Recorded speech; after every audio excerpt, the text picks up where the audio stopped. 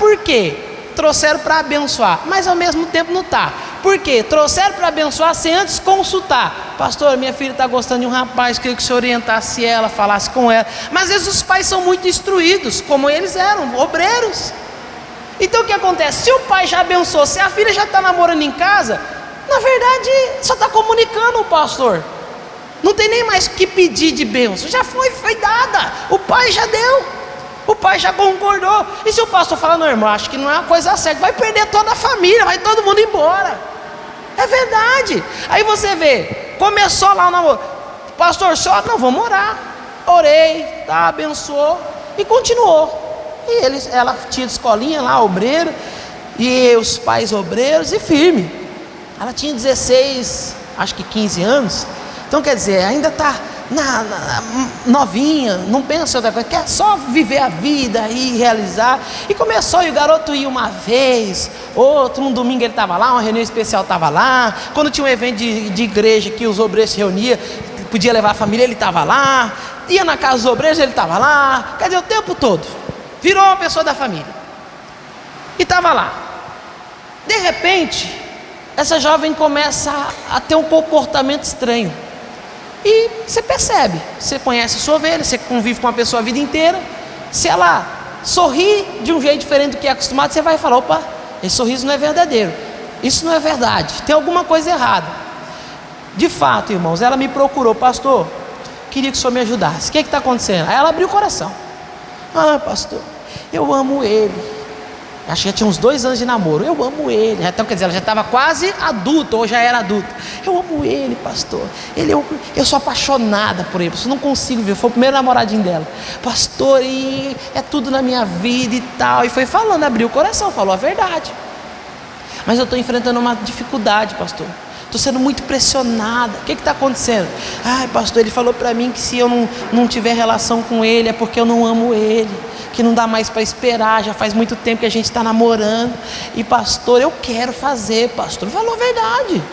Eu quero, mas pastor, eu tenho medo porque eu sei que é errado. Eu não quero perder Jesus, eu não quero decepcionar a igreja, os meus pais. E falou tudo que tinha que falar. Tá certinho, quer dizer, não tem nem o que te falar. Mas eu vou te acrescentar algo. Na sua situação, quando está assim, quando chega nesse ponto, filha, a Bíblia diz que você tem que se casar. Então quer dizer, você se abrasou. Então você casa. Idade você tem para casar hoje. Você já tem a bênção dos seus pais, já está um tempo namorando com ele. E é mais que natural vocês estarem abrasados, porque são seres humanos que se tocam, que se encostam, que estão juntos o tempo todo. Não é assim, pessoal? É ou não é? Sim ou não? É comum. Então você tem que casar. Fala com ele. Ah, mas não quer, mas tem que casar. Você tem que falar para ele. Ele não quer te ter como mulher dele, então ele tem que te dar a honra de ser esposa dele. Tem que te dar o nome dele, tem que casar com você. Aí você faz. Expliquei para ela tudo que tinha que ser feito, tudo tinha que ser falado. Tá bom, pastor, foi e falou com ele.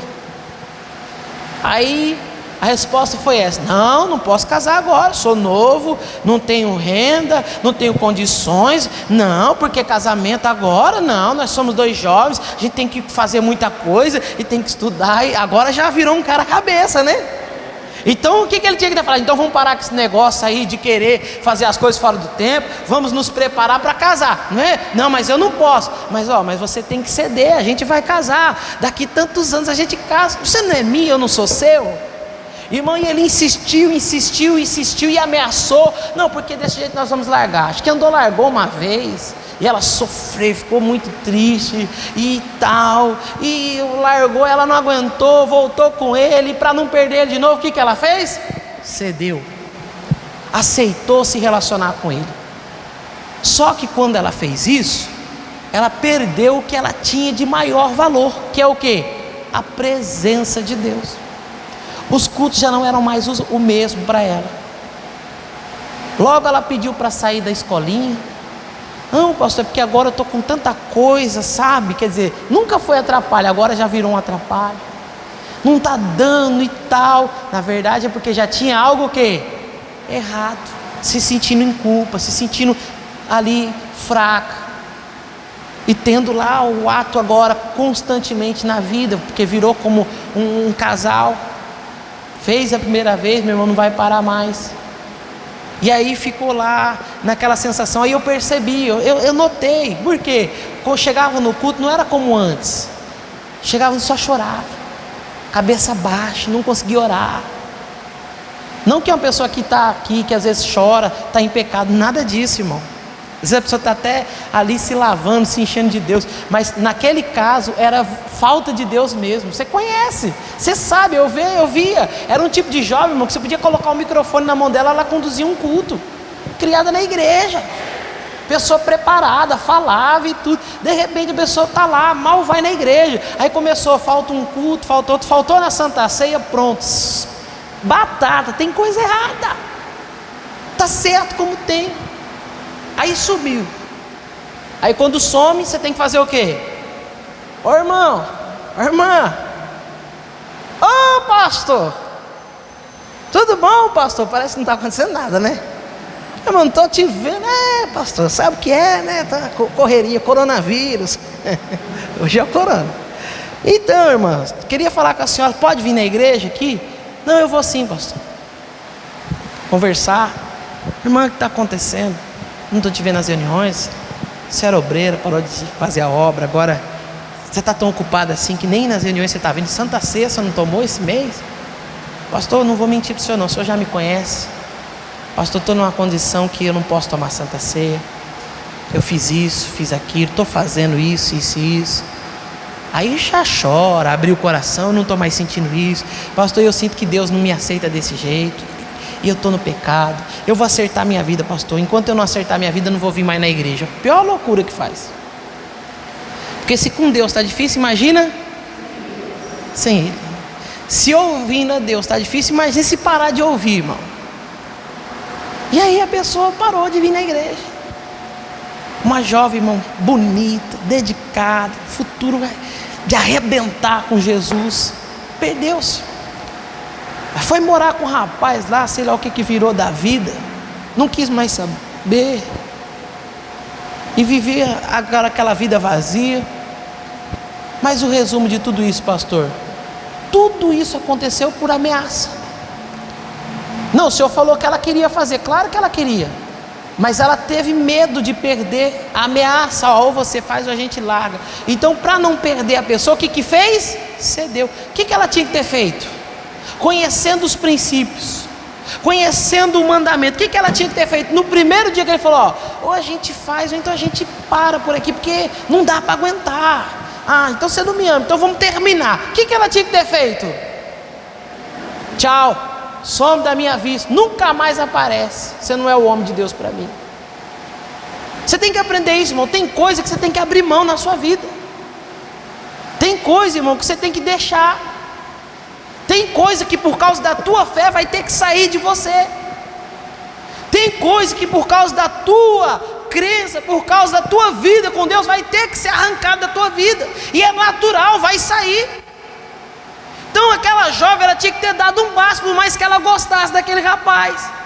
E se ele gostasse dela de verdade, ele iria casar com ela. Mas ele não quis casar. Aí fica essa mentira de que não tenho condição para casar. Não tem condição para casar, mas tem condição para fazer o que um casado faz. Porque o que um casal precisa para viver? Quem é casado aqui? Claro que você tem objetivo na sua vida, claro que você tem meta, claro que você tem visão, você quer crescer, você quer alcançar, é assim ou não é? Mas o que um casal que realmente quer viver junto precisa? Só isso, amor e respeito um com o outro, o resto se constrói. Não precisa de mais nada. Eu não preciso de uma casa boa para viver, eu não preciso de uma cama boa para viver, porque eu posso dormir num colchão no chão, eu posso comer lá, irmão, num fogãozinho de 2 bocas. Quantas pessoas começaram a vida assim? Ajuntaram, como diz, não vou usar a expressão não, que é do interior, é pesado, hein? Fala ou não fala? Ajuntaram os panos e foram viver junto. A outra parte deixa para lá. Não é assim? Mas é verdade, pega a história de vô, de tio, de pessoa, irmão, que começou do zero. Olha lá, os irmãos estão lá batendo a mão assim, quer dizer, nós dois, eu e tu, nós. Não é? Começamos assim, e hoje está bem, tem filho, tem casa, tem carro, venceu na vida, e não teve ajuda de ninguém não, só ajuda de Deus, e força dos braços para vencer. Mas aí fica com esse negócio, não, que não, eu não tenho condição, e não, que não tem a vontade, não tem respeito um pelo outro. E aí fica, irmão, vivendo o pecado. E aí por causa dessas pessoas você faz o que é errado. Irmão, aprende. Tem coisa que tem que ir embora da sua vida, só vai destruir você. Deixa embora. Aquelas pessoas estavam indo porque elas não iriam fazer parte da fé, elas não iriam acrescentar nada. Tem pessoa que só é para atrapalhar. Mais um provérbio da minha avó, viu? Antes só. Se você não consegue, se você não entende, se você não foi feito para viver o que eu tenho que viver, então é a prova que não é nós dois juntos. Tchau. Irmão, não pode. Às vezes, irmão, é por causa de um patrão que você está na mão do diabo. Teu patrão manda você mentir, você mente. Mas se eu não mentir, eu vou perder o emprego. Deus sabe disso, então eu perco o emprego. Mas eu não perco a minha comunhão com Deus. Eu não fico na mão de um demônio. Se eu perder esse emprego aqui porque eu falei a verdade, Deus vai me dar outro melhor, onde eu não vou ter que mentir e vou ganhar muito mais. Agora você fica mentindo porque teu patrão manda, porque teu filho manda, você mente.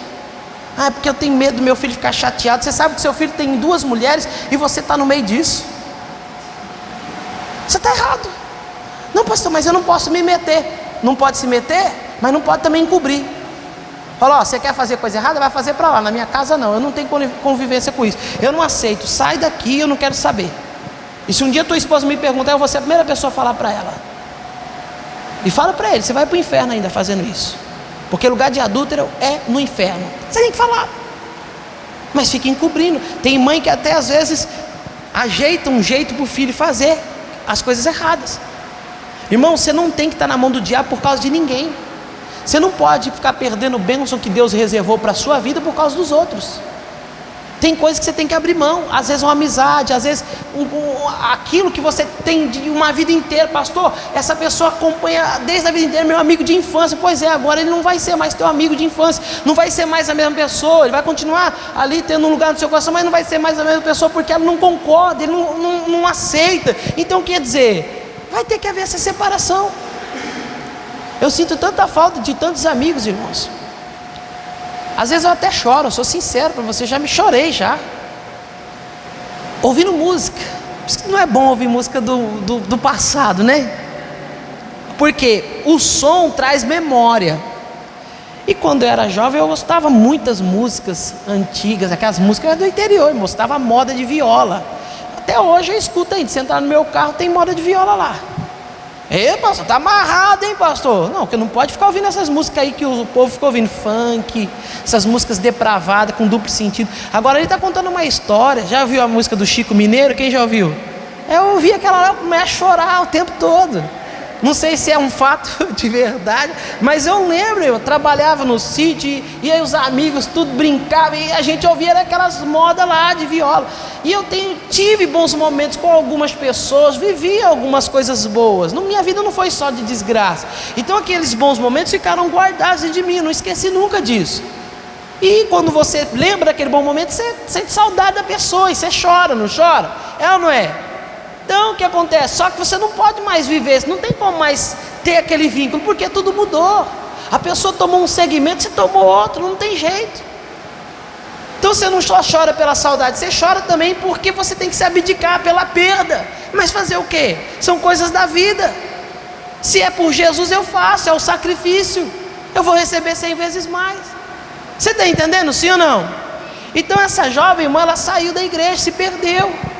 E eu digo que os pais têm culpa nisso. Por que os pais têm culpa? Porque por mais que eles tivessem entendimento, eles tinham que ter feito como diz o protocolo. E qual é o protocolo, pastor? Tem gente que não vai gostar do que eu vou falar, mas é fato, irmão. O protocolo é você não fazer nada na sua vida sem antes consultar a Deus e informar o seu pastor. Por que informar o pastor? Eu não concordo com esse negócio de ficar falando minha vida para os outros. Não tem que falar, o pastor é um comedor de arroz e feijão que talvez não vai entender nada. Tudo bem, ele é mesmo, mas ele é autoridade. E pode olhar na Bíblia, os reis do passado, os vencedores, eles consultavam os homens de Deus. Eles vieram trazer a filha para mim ungir, mas eles não vieram me consultar, não me pediram para orientar a moça. Quer dizer, eu fui obrigado a fazer oração por eles.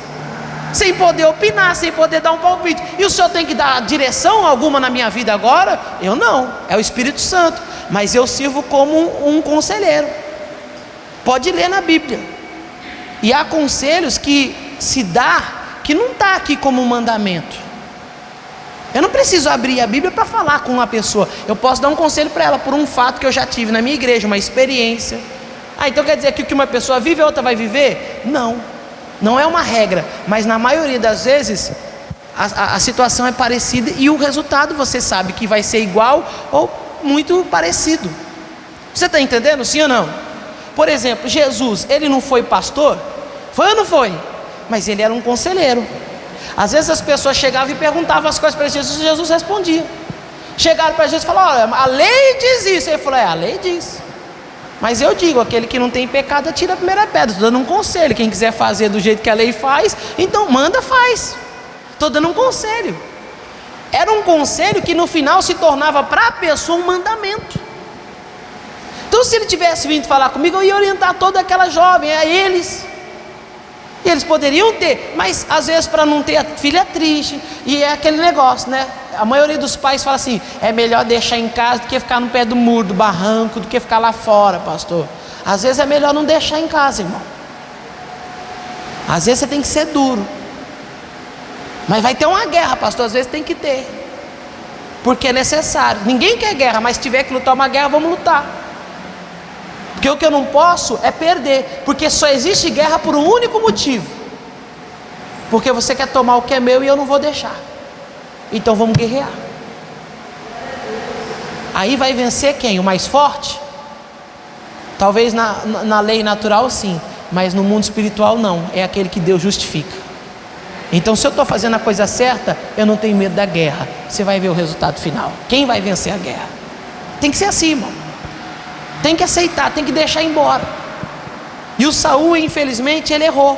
Aí olha só o que ele falou aí, ó: eu não orei ao Senhor e forcei-me e ofereci o que, a igreja? Tem gente, irmão, que por causa dessa situação está desonrando a Deus. Ai, Deus sabe porque eu não estou dando dízimo, Deus sabe porque eu não estou dando mais oferta na igreja. Ai, meu Deus sabe disso. Deus não sabe, irmão.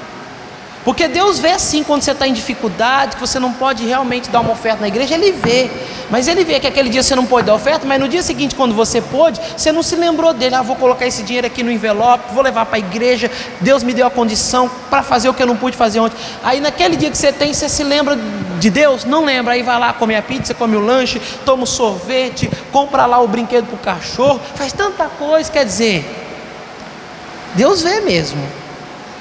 É por isso que às vezes você tem vivido assim, irmãos. Tem que aprender isso, irmãos. Tem que aprender que tem coisas que você vai ter que abrir mão nessa vida. Quem está entendendo, diga amém. Se você realmente quer a bênção de Deus, vai ter que sacrificar, tem que deixar embora. O que o Saul tinha que ter feito?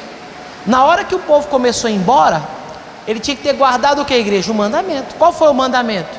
Qual foi a ordem de Samuel? Ó, você vai ficar lá, no 7º dia eu apareço para oferecer o holocausto. Quando chegou o 7º dia, que o Samuel aparentemente não aparecia e o povo estava indo embora, o que o Saul tinha que ter feito? Deus, olha, o senhor está vendo, o povo está indo embora, o senhor me ungiu rei, eu tenho até vontade de fazer o sacrifício, mas Deus, eu não sei fazer, não fui levantado para isso, eu não tenho a maneira, eu não sei o modo. Eu sei que vai ser um holocausto e uma oferta de paz, mas eu não sei qual é o modelo, qual é a forma. O Senhor é que sabe de tudo. O cara que era para fazer isso não está aqui, que é o Samuel. Deus, se der algum problema, o Senhor sabe que eu estou inocente. Aí vai ver o circo pegar fogo, pastor. Fica tranquilo, 1000 cairá ao teu lado, 10.000 à tua direita, e você não será o quê? Porque você é inocente. Agora o problema, irmão, é quando você dá um passo para a direita, aí você pode ser aquele que caiu, que não era para cair. O problema é quando você dá um passo à esquerda, quer dizer, você é aquele que tombou, que não era para tombar. 1000 cairá ao teu lado, 10.000 a tua o quê? Mas você não será o quê? Por que você não foi atingido? Porque o terror está aqui e está aqui, e você está na onde? No centro. Eu estou no centro, mas no centro da vontade de quem? E se Deus não falou, eu não vou me mover. Deixa o circo pegar fogo. Que isso, pastor? Irmão, vou te dar um exemplo aqui que eu vou terminar agora. Tem gente que é muito abençoado por fazer mais do que lhe é dado como responsabilidade para fazer. Eu já vi muita gente crescer em emprego por causa disso, porque ele faz mais. Mas eu já vi muita gente ser prejudicada por fazer mais. Você tem que saber o seu limite, viu? Não vai se metendo no que você não é chamado. Não, mas eu quero ser eficiente. Eficiência, às vezes, é você deixar a coisa parada, quieta. Porque tem uma outra expressão que diz que angu quanto mais mexe, vocês não sabem essa? Mais grosso fica. Então o que acontece, irmão? Deixa quieto. Não é sua responsabilidade, então não se preocupa. Mas e aí vai ter um prejuízo, mas e aí deixa que quem é responsável responde por aquilo. Deixa. Não queira ser bonzinho para ninguém, irmão. Não vá tomar prejuízo por causa dos outros. Não vá assumir responsabilidade que não é sua. Você está ali, você é contratado para ser conferente. Você não tem que querer fazer o que não é da sua parte. Você não é encarregado para assinar nada, para receber nada, para falar em nome de ninguém. O fulano, ainda que ele, faz um favor para mim, rapaz, eu acho que eu não vou fazer não. Você não é meu amigo, eu sou seu amigo, mas você não é meu. Você vai botar um fardo desse nas minhas costas? E já é da nossa natureza isso, irmão, querer fazer, se antecipar, não é ou não é? Sim ou não? Eu não sei se você viu, passou um vídeo esses dias aí, não passou não, eu estava assistindo em casa com as minhas filhas. Às vezes, de vez em quando eu coloco no YouTube da televisão, fico assistindo as pegadinhas, fico assistindo os vídeos engraçados lá com elas. A gente assiste muitas pegadinhas do Silvio Santos. Elas gostam. A minha filha fica imitando a Maísa quando era pequena, você acredita? Eu sou o Silvio Santos lá em casa. Eu falo, vem pra cá, e elas vêm. É verdade. Pergunta a Luna pra você ver. E elas vêm, aí começa a dançar e cantar, e eu tenho que dar a nota. Aplaude, tem que ter tudo isso. Criança é terrível. Eu tenho duas, irmão. Imagina a disputa delas, querendo uma ser melhor que a outra. Só Jesus. Então, para você entender, no vídeo, o cidadão, ele para o carro. Está lá como um vídeo engraçado. Ele para o carro, aí ele sai para resolver o negócio. Quando ele sai, o carro começa a descer na descida. O que ele faz? Ele sai correndo atrás do carro, pega ali no paralama do carro e faz o quê? Tenta o quê? Oh meu Deus, ele é arrastado com o carro, tadinho dele. E o carro desce e bate no outro. Mas você vê o instinto, a natureza de querer colocar a mão, de querer defender, de querer fazer. Ele se antecipou. Qualquer pessoa em total consciência vai falar, como é que eu vou segurar um carro? Está descendo, deixa descer. Não tem jeito. Eu fiz uma prova na faculdade agora, irmãos, numa matéria de civil, que falava sobre indenizar dos direitos da pessoa, né? A pessoa adquire no trabalho esquiloso. Aí a matéria dizia o seguinte: o cidadão, ele era conferente, ele trabalhava numa empresa, isso é um fato real, e lá na empresa fazia transporte disso, daquilo, e estavam transportando aquelas molas, era uma mola lá, não falo isso, falava aquela mola, e pesava 1 tonelada. Aí vinha lá o cara com a máquina lá e pegava, tirava, colocava no lugar, ele tinha que conferir. Então, no momento que o cara está fazendo o transporte, o que ele tem que fazer, o conferente? De longe, porque a área fica marcada, isolada, só o operador mesmo. E ali pode acontecer um acidente, pode ou não pode? Sim ou não? Só que o conferente está lá do lado, quebrando todos os princípios do direito do trabalho, lá da segurança do trabalho, isso, aquilo, o outro, e ele está lá. O que acontece? Teve uma hora que o cara pegou a peça, quando ele foi trazer, acho que a máquina quis inclinar. E no que a máquina quis inclinar, aconteceu um acidente. O pallet ia virar, ia quebrar tudo. O que ele fez? Colocou a mão embaixo. Só que o cara da empilhadeira conseguiu voltar. E o que acontece? Parou naquela hora e falou para ele: rapaz, você é louco. Expulsou ele, sai daqui. Se isso cair em cima de você, rapaz, você morre, te esmaga, te estraçalha. Você não tem noção. E falou com ele, expulsou ele. Só que ele estava trabalhando. Teve uma segunda vez. O que acontece? A máquina pendeu de novo. O que ele fez? Correu e entrou debaixo. Só que não teve jeito. A empilhadeira tombou por cima dele. Ele virou um pastel. Aí a pergunta era se ele teria direito, porque a família entrou contra a empresa requerendo lá os direitos, né? Indenização pela morte dele, acidente de trabalho. Só que isso não foi um acidente de trabalho. Você está entendendo? Foi negligência dele, ele assume o risco. Não entra aqui agora, isso aí foi da matéria. Você está entendendo, sim ou não? Mas para você entender que é o instinto, irmão, a pessoa quer se manifestar, irmão, se controla. aprende a esperar e não faça nada por ninguém, se Deus não mandar. Se Deus não mandar, não faça. Por quê, pastor? Porque você vai dar conta do que você fizer. Quem está entendendo, diga amém. Vamos orar em nome de Jesus? Eu quero que você ore comigo agora. E se você está nessa situação, irmão, aprenda. De manhã eu falei isso com as pessoas. Se tem uma coisa que Deus quer falar para você aqui por meio dessa palavra, é para você acordar. Fica atento, hein? Fica ligado essa semana. Talvez já está até agendado lá aquilo que você ia fazer. Porque você fala, já deu hora de fazer. Calma. Não, vou vender para esse mesmo. Está demorando de aparecer comprador. Eu quero 200, vou vender por 100 mesmo. Não aguento mais esperar. Você vai jogar fora, porque Deus já preparou um para você vender por 220. Mas cadê esse cara que nunca chega? Na hora que você terminar de vender para aquele por 100, o outro vai te ligar. Você ainda tem? Quanto você ia pagar? Estou disposto a pagar 250. Misericórdia, você vai tentar comprar do outro. Te pago 200 para ganhar mais 50. Ele fala, não te vendo mais nem por 300 agora, se você quiser. Aprende, irmão. Deus está falando com você. Não joga fora o que está na sua mão, não. E nem vai tomando para sua mão de maneira precipitada. Fica ligado essa semana, não faz acordo nenhum. Estou sendo usado por Deus aqui, irmão. Não seja, irmão, fiador de ninguém. Não dá o seu nome para ninguém. Quando eu estou falando ser fiador, não é só no sentido de você ir lá e financiar algo para a pessoa, não. É no sentido até de falar, quando tem gente que vai ser, sempre precisa de um álibi. Não é verdade? Não é verdade? Não sei, você está falando, não tem nada a ver com isso. Não seja fiador, não, é verdade, pode confiar. Cuidado, hein? Cuidado em ser fiador de alguém. Deus está falando com você.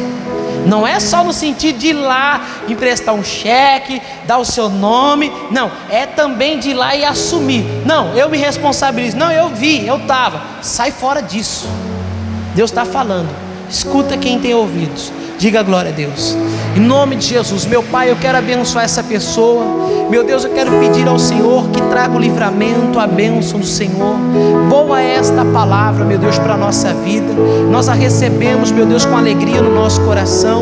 Meu Deus, eu te peço que o Senhor guarde o teu povo. Livre essa pessoa, meu Deus, de toda a armadilha do diabo, de todo laço, de toda cilada. Meu Pai, o Senhor é quem pode trazer o livramento. Nós te louvamos por isso, Pai, mas nós te pedimos que o Senhor nos ajude, Pai, a fazer somente o que é reto aos teus olhos, a cumprir somente a tua palavra, não andar por caminhos errados, não fazer aquilo que é mal, não fazer aquilo, meu Deus, que é sujo, que é contaminoso. Pai, nos ajude, Senhor, a mantermos a fidelidade, a mantermos o temor, a mantermos, meu Deus, a obediência. Meu Deus, não nos deixe ser negligentes, não nos deixe, meu Deus, agir por impulso, pela emoção. Pai, guarda-nos agora, Senhor, abençoa-nos neste momento, neste período tão difícil que estamos vivendo. Pai, talvez essa pessoa está aqui, está vivendo sobre ameaça, ela está sendo ameaçada, ou ela faz algo, ela perde o emprego,